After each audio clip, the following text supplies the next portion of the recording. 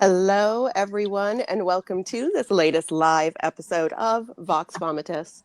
I'm your host, Jennifer Ann Gordon, the author of Pretty Ugly, The Japanese Vox and Other Stories, as well as From Daylight to Madness and When the Sleeping Dead Still Talk. Joining me today, as always, is my Vox Vomitus vixen, Allison Martine Hubbard, author of The Bourbon Books, which includes Dibs since September, Move on Melinda, Climb the Salmon Ladder, and The Ranchers Take Manhattan. We've got a lot of long titles today. Joining us today this is her third time on our show. Three-peat. Yay! Is one of my automatic buy authors. I have been obsessed with her in a very benevolent, loving way since I read her first book a long time ago. We have Sarah Langan, and we are here to talk about Pam Kowalski is a Monster. We're also going to talk a little bit about, which we don't have anything to hold up, because it's a short story. Squid teeth. Whoa. Whoa. Yeah, so the prop comedy part of the show is over. Is it though? Or is it? Welcome back to Vox Vomitus. Sarah, for our viewers who have not seen you on our show before, tell them a little bit about you, and then a little bit, we'll start first with Pam. Tell us about that bitch, Pam Kowalski. I can't wait. I'm so excited to talk about it. I'm so glad you guys read it. Thank you. We love it. Oh my gosh. I devoured it, and I was just like, I then couldn't find where I put it because I read it in random places. Like, you know how when you have a physical book, you're like just taking it with you. I read a lot of this at a vet. And I adored it. So I was like, when are we getting Sarah back on the show? And Jennifer's like, we're trying. We're going to. It'll work. It's going to happen. Everyone's a thing.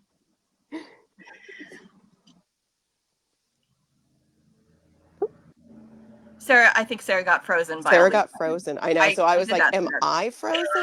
I thought maybe I was frozen for a second too. So we'll vamp while Sarah unfreezes. I can't unfreeze Sarah. And people who are just listening to the audio are probably like, what is this prop comedy and what did I just turn on to? And we do excessive amounts of prop comedy. So while Sarah is frozen and can't stop us, we will explain. So we both have our Caladrii out. And as you can see, I actually made Sarah sign my Caladrius when I had a chance to meet her at the book festival up in Los Angeles back in February. I'm trying to remember what the specific name of it was. It was like the Culver City Literary Festival. Okay. And like everybody else is having her sign books and stuff. And I did buy a copy of Good Neighbors to make her sign. So Sarah hopped off, so I think we'll get her back on. We'll get her back. So the Caladrius is actually from her novel, A Better World. A Better World. Which was the last time she was on. Yes. And I had her sign Good Neighbors. Because this is like my favorite of hers, because I hadn't read Pam Kowalski as a Monster, and those two are now like neck and neck. But then I made her sign this. I'm like, will you sign my bird? And she just looks at me and she's like, sure. So mine is an exclusive signed Caladrius. For those people who can't see it, it's like a really angry looking seagull with blood or pomegranate juice. It's blood in its beak with its open, sharp teethies. Yeah.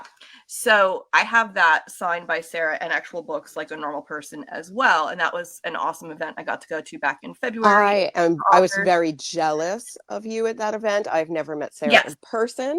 I hadn't either, and she's lovely. Yes. And I have loved Sarah Langan's work since, gosh, I can't even remember when The Keeper came out. So I really want to, we'll talk about it with Sarah when she hops back on. Hopefully her internet will let her cooperate and we'll be able to get back to this relatively quickly.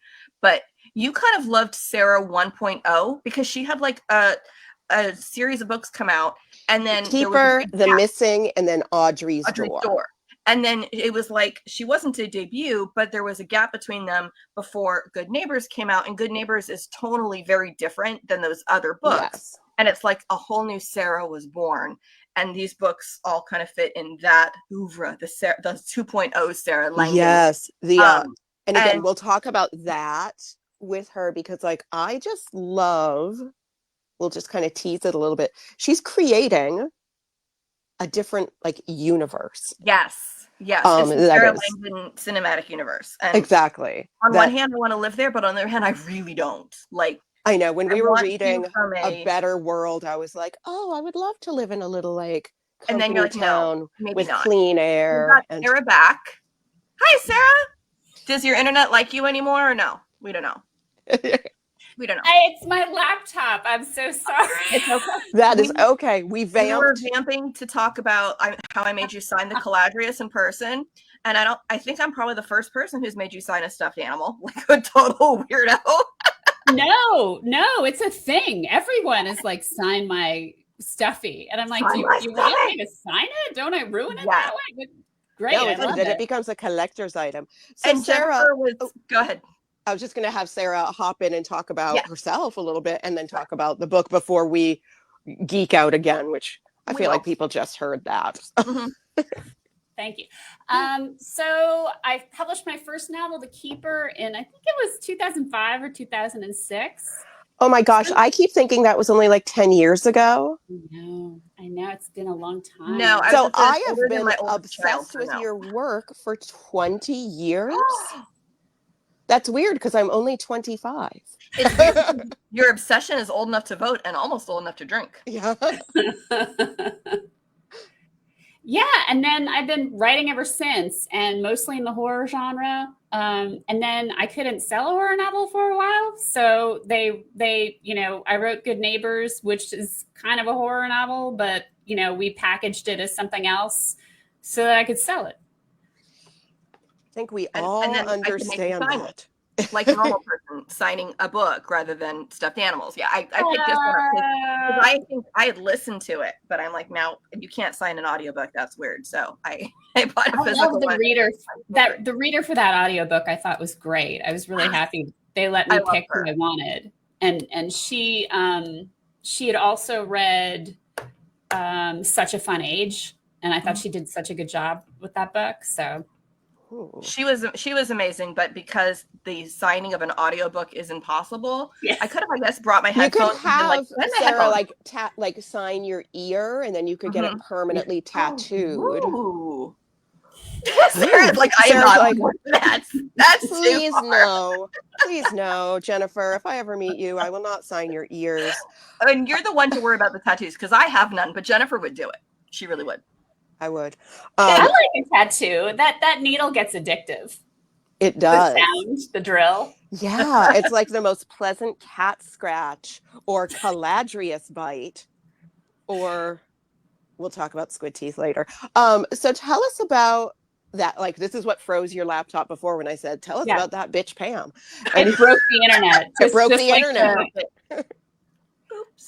So Pam Kowalski is about this woman who thinks of herself as a failure, and she's 40-something, and she thought she was going to burn the world and make it better and do all these amazing things.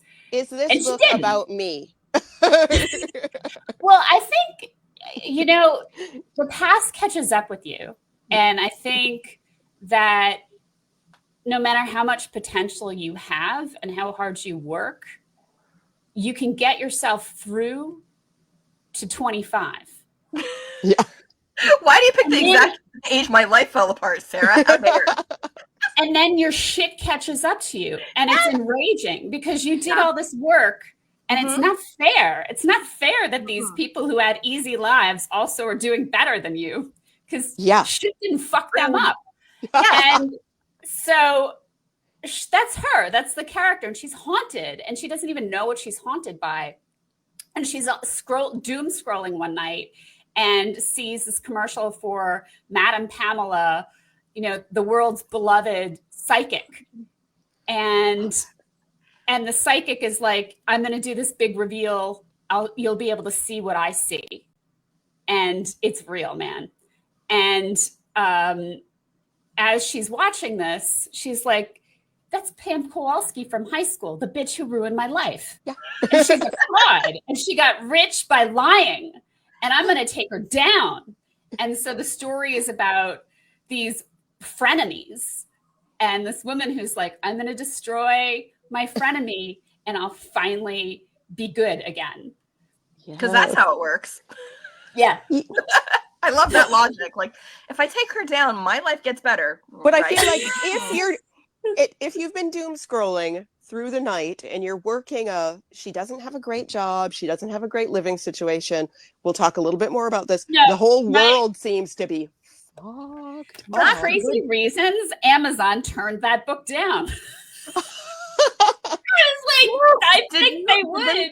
Did they not like the mirror that you might have held up and possibly made them feel a little self-conscious? Did you hurt their little feelings? You may have hurt their feelings.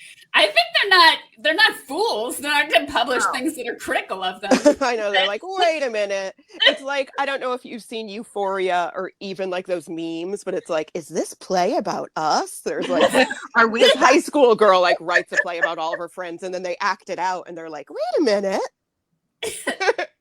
Well, and one of the things that I just adore about this book so much, because we are women of a certain age, and catching up with people that we thought were a certain way or were a certain classification in our head, and then seeing them now, like, first off, there's this whole thing about, like, how do you relate to somebody that you barely related to before, or it wasn't just like, oh, it's a best friend long lost. Like, that's not the situation. And I've had it in my life where I've come across people where I'm like, I don't really know what they thought of me all those years ago. And then to hear yourself reflected back later is a mind F, for lack of a better term. And this doesn't just do that. There's so much about like her own mind of who she was and how she related to people and who was on her side and who wasn't, that just really messed with me. And yeah, like this screwed me up in all the best ways. Me too. As somebody who thought they were going to be a journalist and like was a high school reporter and had frenemies and all this stuff, I was like, oh my gosh, if I could talk to my high school teachers now, like what would they say? And then I was dangerously close to like Facebook messaging my high school video production teacher who I'm Facebook friends with. And I was like, oh, should I ask him if I was the problem? Was it me? Hi, I'm the problem. It's me. Well, and I feel like Pam was not the problem. Like Pam was the problem, but when she looks back, she's like, wait a minute. I also was not at all the problem. No. Yeah. And some of the teacher interactions, and like, so we've had that in our local circle here, that a very beloved, I will say very little, but it's public knowledge, that a very beloved teacher who a lot of us were like, he was our favorite teacher, 30 some years later, turns out has some accusations that are very proven by DNA and additional humans having been created from said actions. Yeah. And all of us are just like, what? Because that completely upset, like stuff that happened even before we had gone through school. And it's really like the whole question of how did this go for so long without it coming out and all this stuff. Because the guy's at the point where he's ready to retire. And instead of having a retirement party, it's like, would you like possibly handcuffs? Who knows? Like it's screwed up. And all of our people who went through it are just like, what? Well, our generation had a lot of, it was okay for teachers in high school to tell students how pretty they were. I will say my high school gym teacher, okay. That was my high school gym teacher used to rub my back and tell me that I had a beautiful body, and he knew of a strip club in a city near us that would hire me when I turned 18. He'd be like, you'll make a lot of money. Not okay. Did you know that was not okay at the time, Jennifer? I mean, I knew it was creepy, but he did it to like everybody. Yeah, no, it was their grounds. They had the right? They could walk around and they were in charge, but they were never going to do that to a guy because guys were important.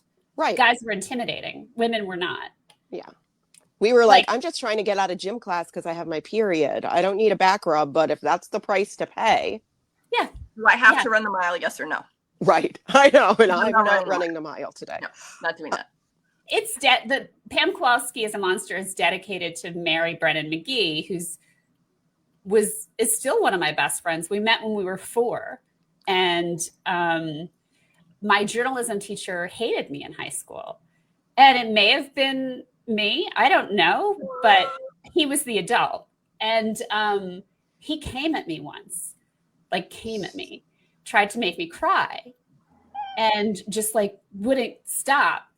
And Mary Beth stood next to me, and it was nothing, but it was everything. You know, she was like, of course, And she was, I think she was honor society. And then she was in what? She was honor society. Okay. And then somebody blocked her, one of the teachers, after that. And then her grade went down a full letter grade. And mine had always, like, I was always getting a letter grade lower than I deserved because he hated me. But in hindsight, he couldn't write. And I could. Right. And he could tell that. Like, he could tell, wait a second. See, there has to be something that's so horrible and humiliating about seeing a child more talented than you. And even if you were 17 or 18, in his head, that's still a child. And how dare you? Like, that's insulting that you had talent and he never did. I'm getting flashbacks of my high school theater teacher flunking our entire class. Wait, what? Yeah. How do you flunk an entire theater class? I thought theater, at least a lot of theater classes did. Show up? Good job. Yeah, I was like, but again, it was the 90s. Yeah. And I feel like, you know, adults were allowed to be terrible to children and teenagers. Like, and they wonder why we all have anxiety disorder and gut issues and migraines now. Because it's like we would go to school and like we could be bullied by the kids. We could be bullied by the teachers. Yeah. Well, and what's funny is, so as part of some of the things I have to do now, I've taken some trainings, and I think the most recent one I took was actually for my kids' school, so I could help at the book fair, because of course I want to help with the book fair.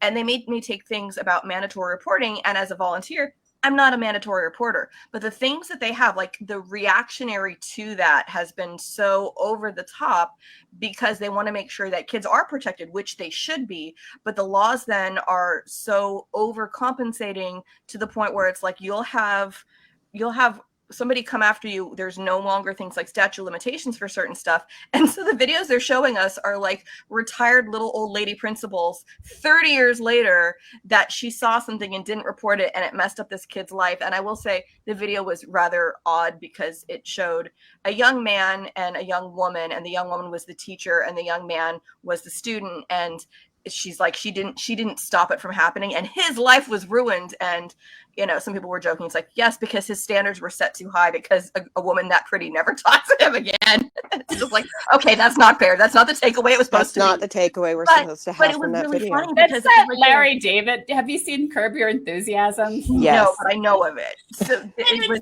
like I was episode with a kid who's playing young Larry has like, I was, you know, I had this problem where I, you know, like I was statutory raped. I was like 17, and it was like my teacher, or it was someone on set, and Larry's like, oh man, that's terrible. And then he looks it up and he's like, that woman was so hot.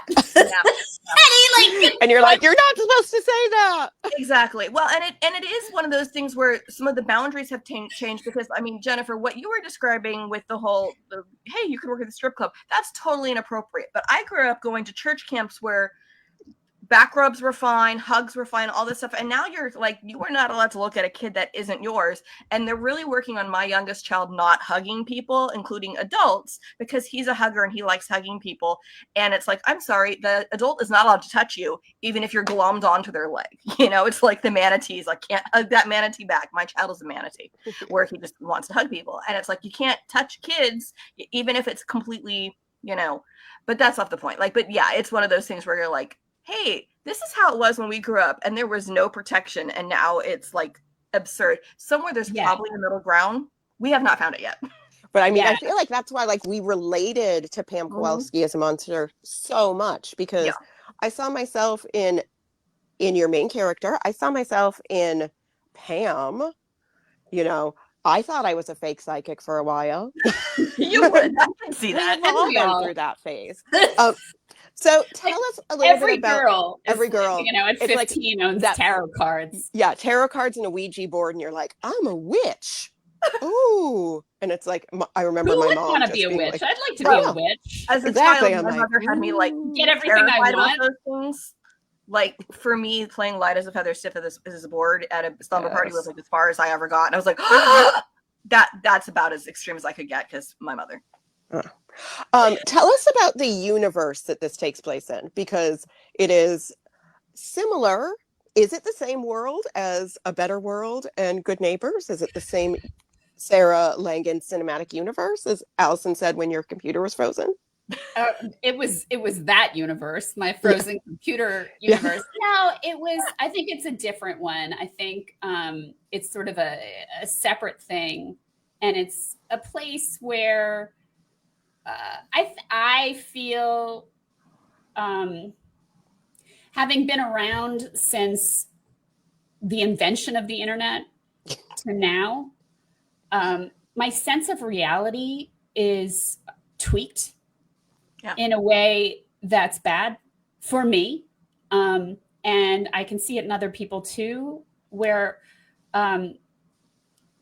when we have less opportunity to see people in real life, when we're aware that most of what we see on the internet is made up, not only because it's actual lies, but also because it's advertisements and, I've got a brand and I'm always taking pictures and, oh, am I really happy? No, I'm just like a regular person, but these pictures make it look like I run into people and they're like, oh my God, you're so successful. And I'm like, oh my gosh. I saw a friend that I hadn't seen in a million years. He flew up. We went to Boston for the weekend and he was like, you're so successful now.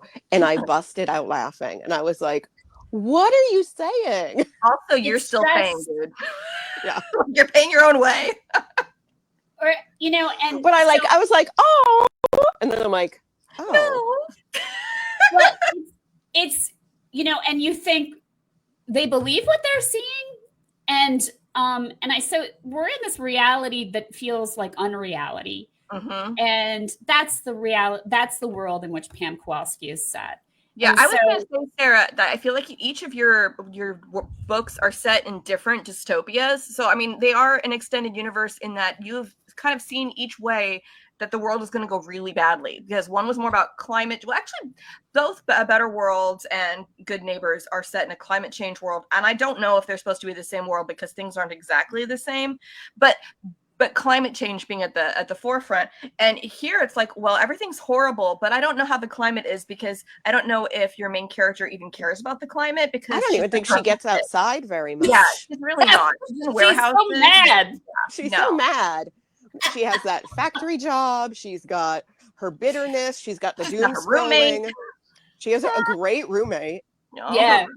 Punk Rock Dean is the best. I loved all your nicknames for people. In this, I was like, Punk Rock Dean, like, like everybody just had like these great names. It wasn't just like, oh, this is my roommate. Well, because she's so mad, she would of course like know exactly what would piss him off. We didn't call him Punk Rock Dean. And I love it. She's always like, he thinks his drug dealer's his best friend, but his drug dealer's just a drug dealer and hates him. I'm like, oh. How dare you malign the sacred relationship between a hookup and his dealer or whatever? Yeah. Like, how dare? I was like, you don't know that for sure. They might actually I think we've have good conversations. Yeah, but I think we've also seen that in different people, maybe not necessarily through drugs, but in different ways of the person who's like, there is no fix for what I'm doing, and I'm gonna put my hope in this other thing, whether it's essential oils or something else.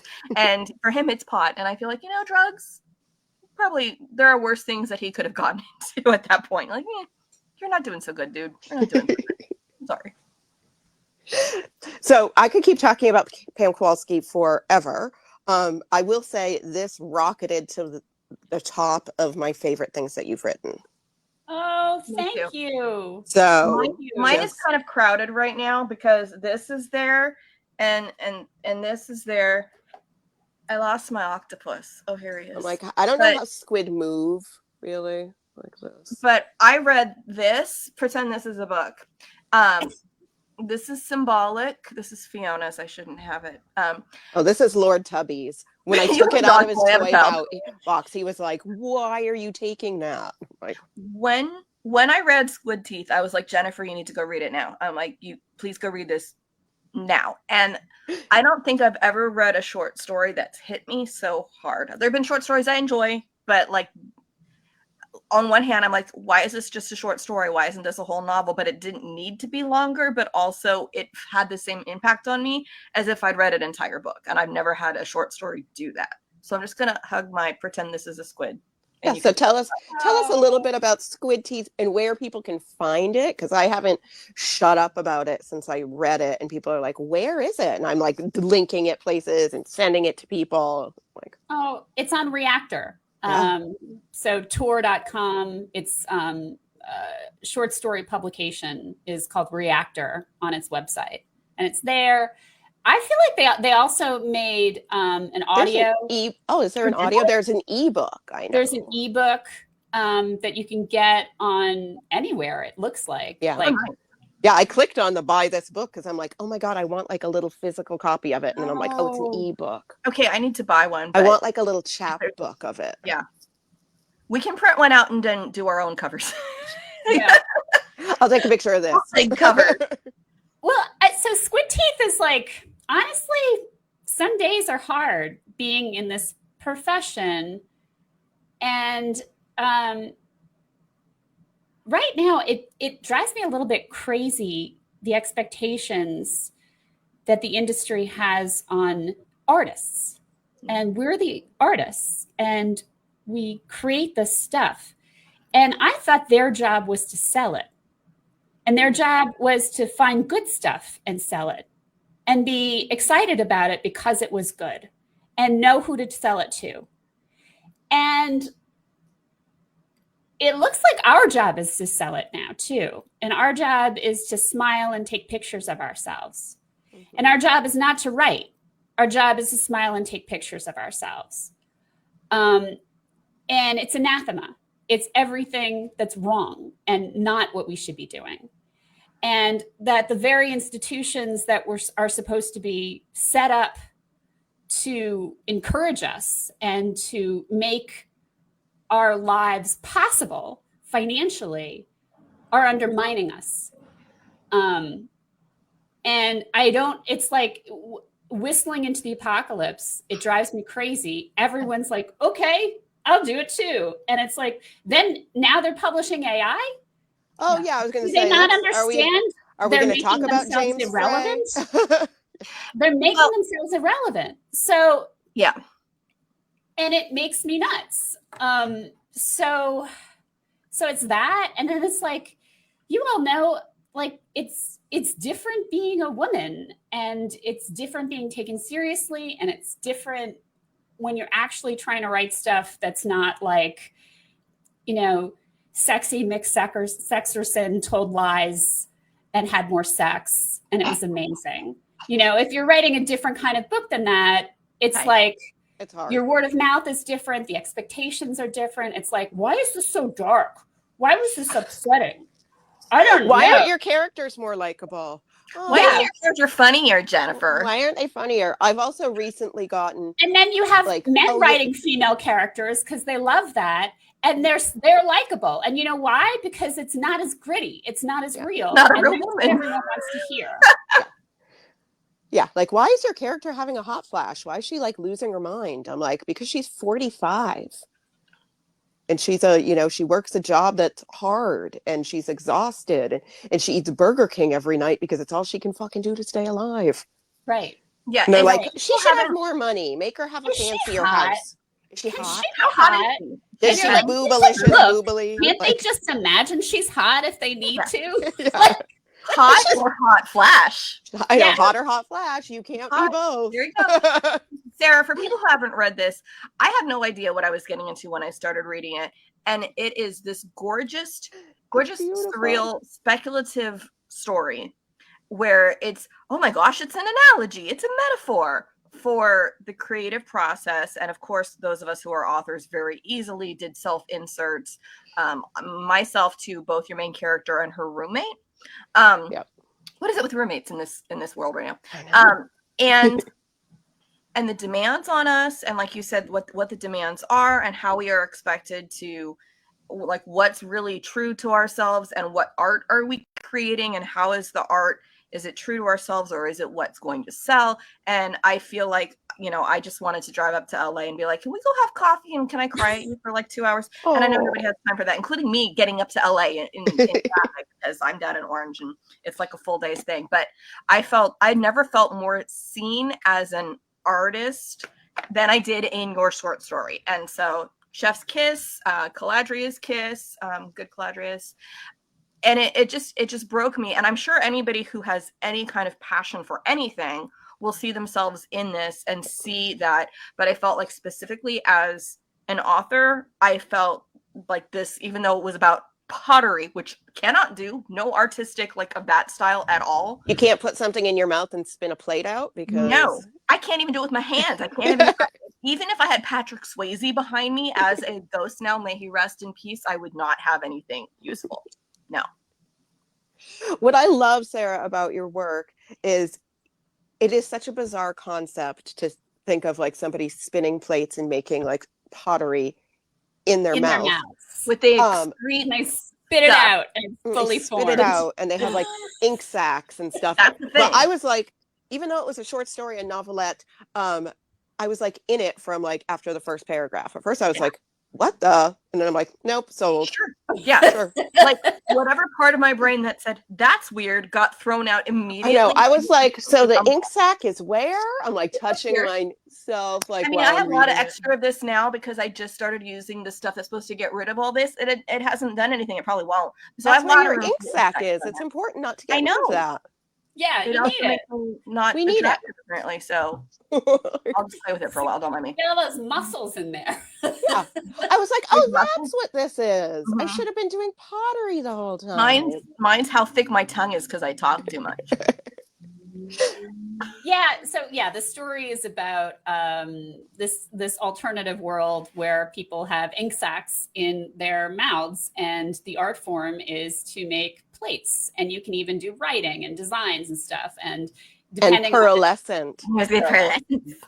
That's if you're really the best. Really the best of the best. And so it's the story of this one artist, and it's not in vogue anymore to make plates, and people are having their ink sacs removed because it's weird, right? And she lives above, she lives in a garage, and it's how do you go from there to being the best? And why is it that when you know your work is good, no one acknowledges it?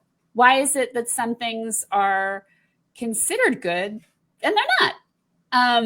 And so I loved the tone of your voice there, how it got like a little higher and higher. And they're not, and it's not, right?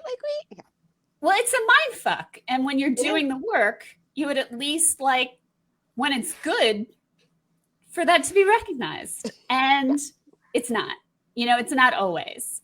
It's not always. Sometimes it is, but it's rare. And it's more and more rare, I feel like, when, like it's. Well, I think we're just in a weird, everyone.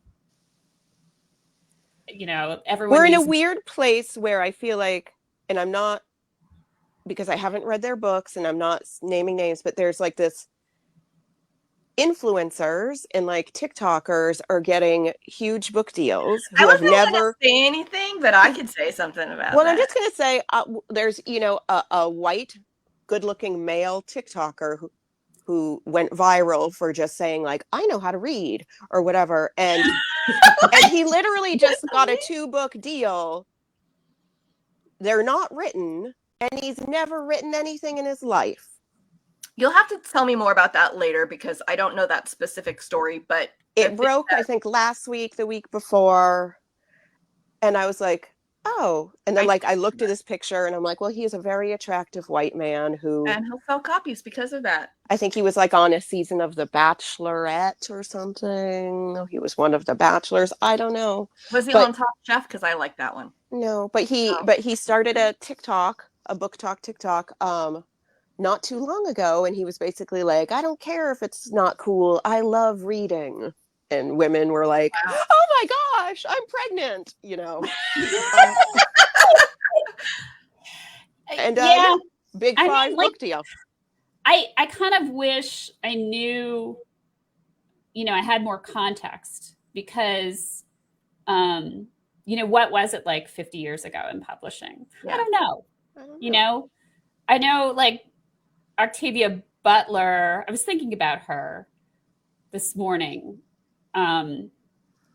She couldn't get an agent. She got paid in like sandwiches. I don't know. Like magic beans. Well, and I was going to say with Octavia, bag of buttons. For people who don't have context, Octavia has the dual like whammy of being Black and a woman. So 50 years ago in publishing, like the fact, yeah, those are two slammed doors in her face. So yeah, I mean, for people who don't know, that's who she was. Yeah. So this is the crazy part of living in a world, living in right now in this environment, is it's really hard to contextualize anything. Yeah. So, and we know so much now. Like we know so too much. We know too much about, and it gets who's in our getting a book deal right. and who's not, and it gets in our heads. And on one hand, 50 years ago, things were so difficult that so many people who are getting book deals now wouldn't have had access, wouldn't have had the ability. So the egalitarian nature of it is like, that's awesome.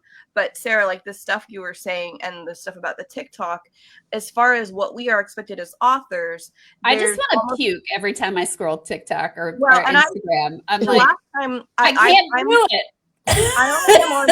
I am only on TikTok for select reasons, because otherwise I don't really know what I'm doing there. I'm more on Reels looking at my kids really into Star Wars now, so we're seeing silly Star Wars Legos and anything with a cat named Gumbus. I love that cat. He is like defectively cute because he's got all these weird, actually it's a girl. She's got all these weird congenital things that make her like, I think it might die soon, so I hope it's okay. But it's like strange looking cat where it has like bulgy eyes with cataracts, but it's also obnoxiously cute. Like, I love it. I want to hold it. I don't know what's wrong with it, but I love it anyway. Anyway, I stay there and I stay away from book talk and all that stuff generally because it is not okay for my mental health where I am right now.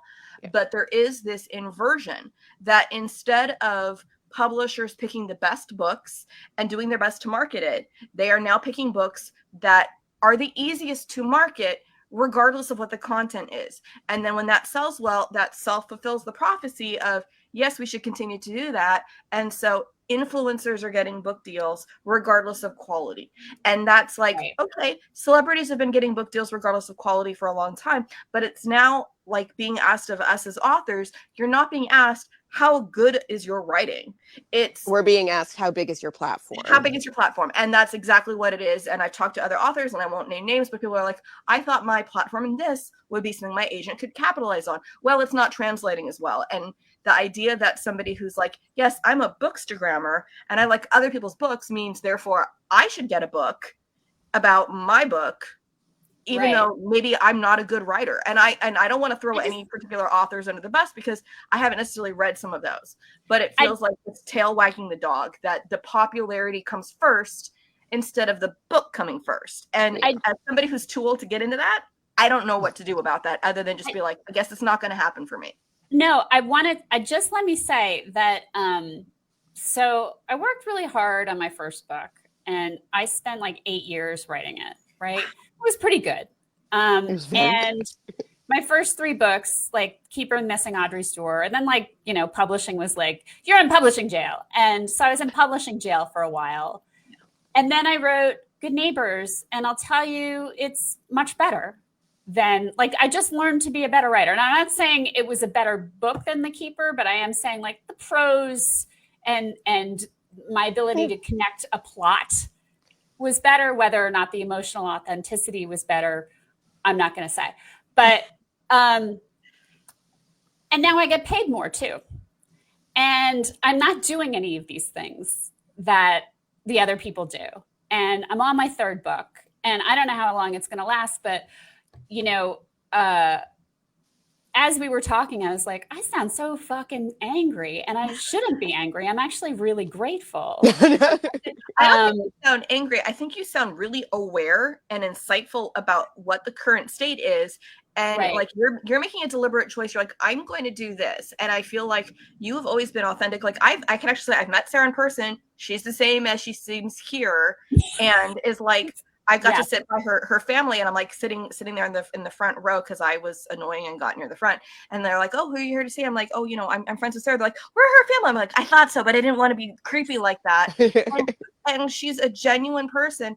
And the things that you said at the panel at the Culver City Book Festival were on point, because I feel like some people are like, I'm here to please fans. And you're like, no, I'm here to actually speak the truth about what my writing's like and where my themes are and what my responsibilities are as an author and as an artist.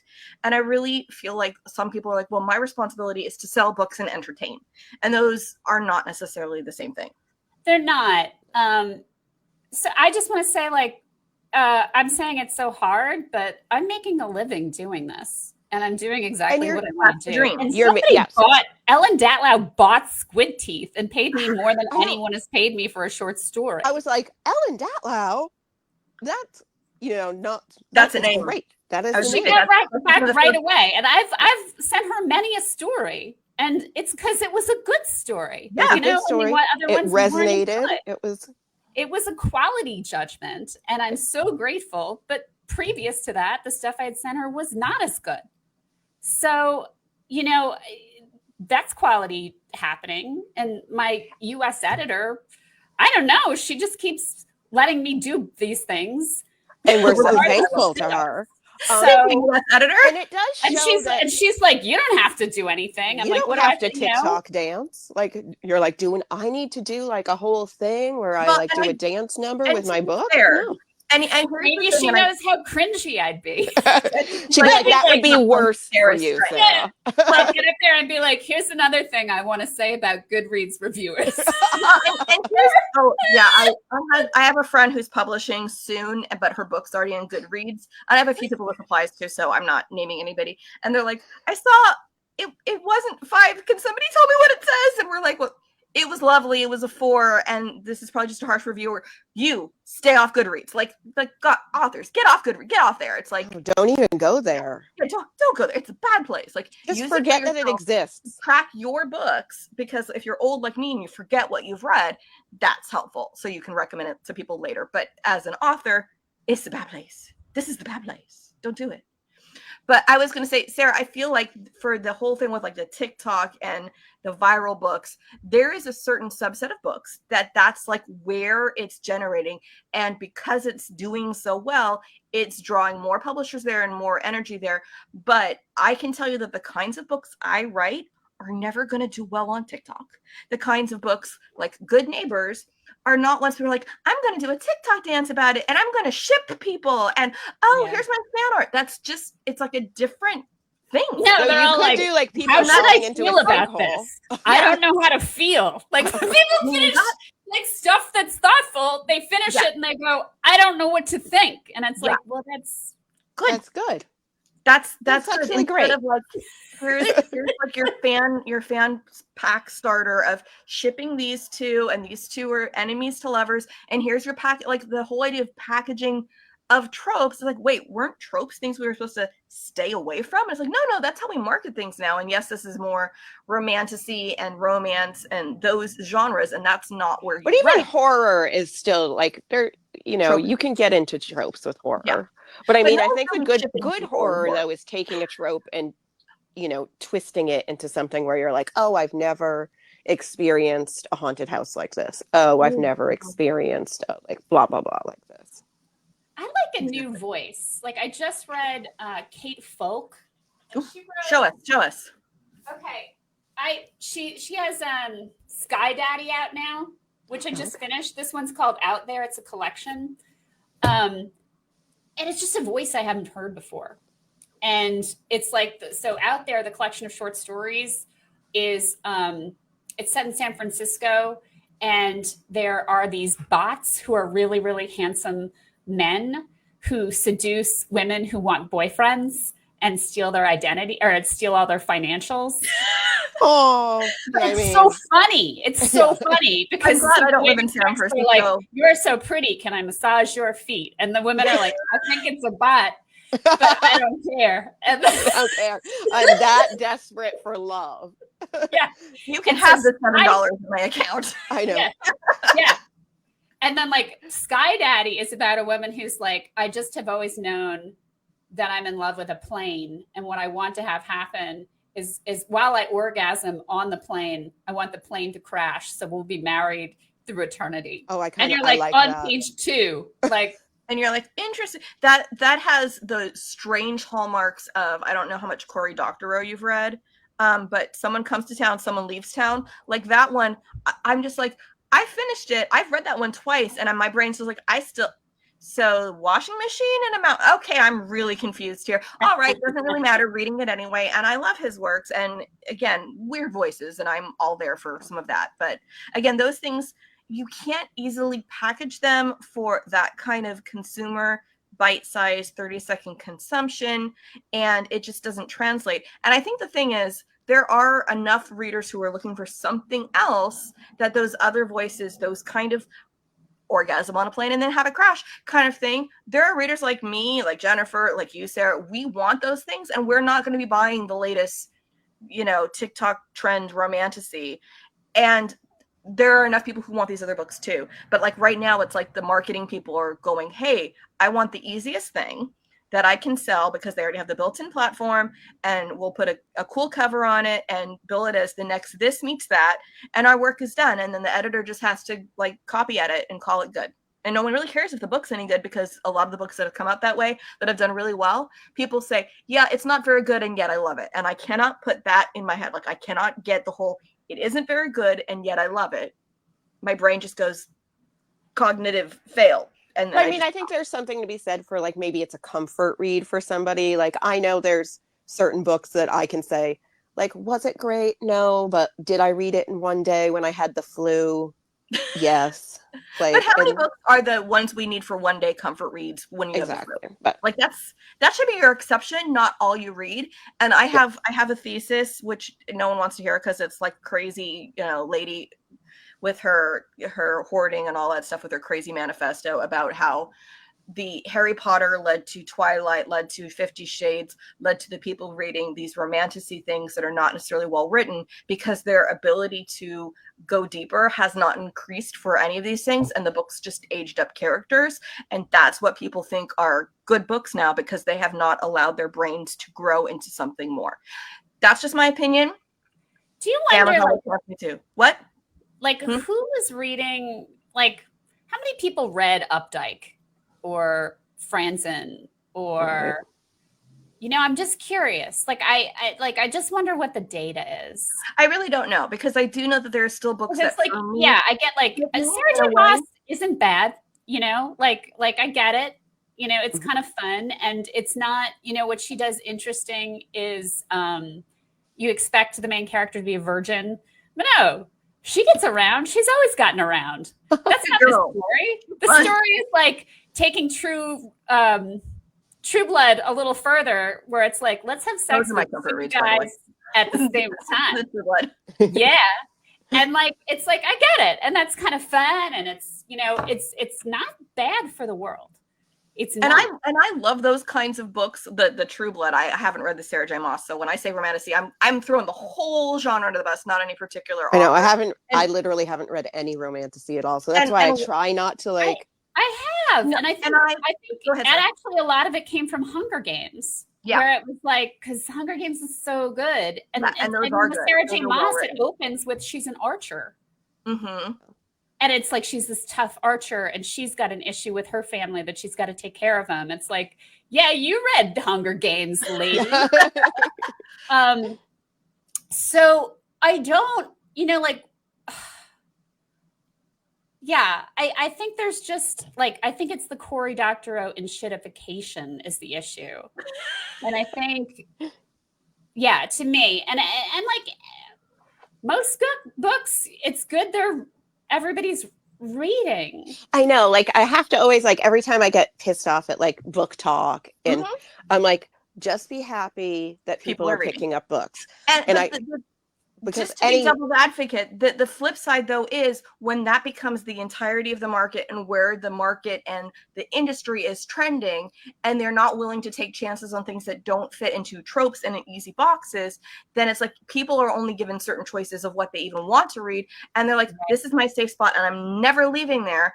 And then we have a culture that's all really focused there, and are like, I'm not interested in something that challenges me or does any of that, because that's not what I want to read. They only want the comfort reads, and that's fine, I guess. But at the same point, I want to have access to books that are not just that. I want to have access to those. And if those books aren't getting out there because they're like, I just need the next TikTok trend, where am I finding those other books? That's the question. Who is still putting those books out? Because I know I have been told behind the scenes that even like literary editors want commercial books. And it's like, well, wait a second. Aren't those two separate things? Apparently no. I may have been told incorrectly, but that's what I was told. I am quoting. No, but I mean, like, I think it really depends on the person, the timing. I mean, I'm not going to say anything right now, but like, I just recently got a rejection that I was like, flabbergasted me. Not for it saying it, like, I'm fine with rejections. I'm very used to them, but it was like a very specific thing that I was like, oh, that's a weird thing to say and think, but it is what it is. No, you and I talked about that, so I know that. I'm like, that makes zero sense. And I hear rejections from all sorts of people who are getting them for different reasons, and some of them are like, yeah, this doesn't really make sense. Like, that shouldn't be a reason to keep books from there. And sometimes I feel like editors maybe just say things because they want to have some reason and to close the door, and they can't necessarily articulate why it just didn't resonate with them. And that's fine, because editors can only take very, very few books and do that. All I know is, like, getting back to, where's my squid? Getting back to squid teeth, having that feeling of like, what like, not even knowing, like, how do you continue on when you're like, you're being told both you're not good enough, but you also are good enough, but there's no place for you, but you need to change. But then also here's the market, and the market isn't where you are, and there's no place for you in the market, but you can see that it's over there, but you don't know how to get there. And all of those things are like, do I need to rip out my teeth now, or just have my ink sac taken out? Like, I don't know where I'm left. I think there's some things I've learned, and it's hard. It's really hard when you're trying to write the truth to follow this. Mm-hmm. People like a hook. They like a high concept. Yeah. They like a page turner. And they really need to stick the landing ending. Yes. And if you can do all those things, that's hard. It's incredibly hard. It's hard. And it's much more likely to sell. Yeah. Sarah, we could talk to you for hours and hours and hours. Thank you so much for being here. We love you. Pam Kowalski is a monster. Squid Teeth on reactor.com. Get Pam Kowalski straight from Raw Dog Screaming or from Barnes & Noble, because Amazon is taking orders but not shipping it. What?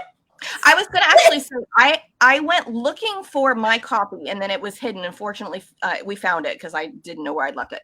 And I was looking for it online, and I couldn't find a picture of it. I had to steal a picture of it off your Instagram and then screen capture it. Oh, wow. So thank you for telling us. So yeah, it's from Raw Dog Press. So just go... Raw Dog Screaming Press. It says that in there. You probably can't see it. It was really cool. I love the cover they gave it. I love it so much. I was just like, this style, people who can't see it, it's like old style comic strip, like crime style comic strip. Like, it feels like a little bit crime style, a little bit like vintage, the romance comics of the 50s and 60s, which I used to collect. Mm-hmm. In my dorkier years, I owned a comic book store, so this like spoke to all of my... You did? I did. You did. Yeah. So everybody, thank you, Sarah. Her website is scrolling below. Raw Dog Screaming Press. Thank you. Thank you. And I brought my guide too, but I don't know how things... Yeah, here it is.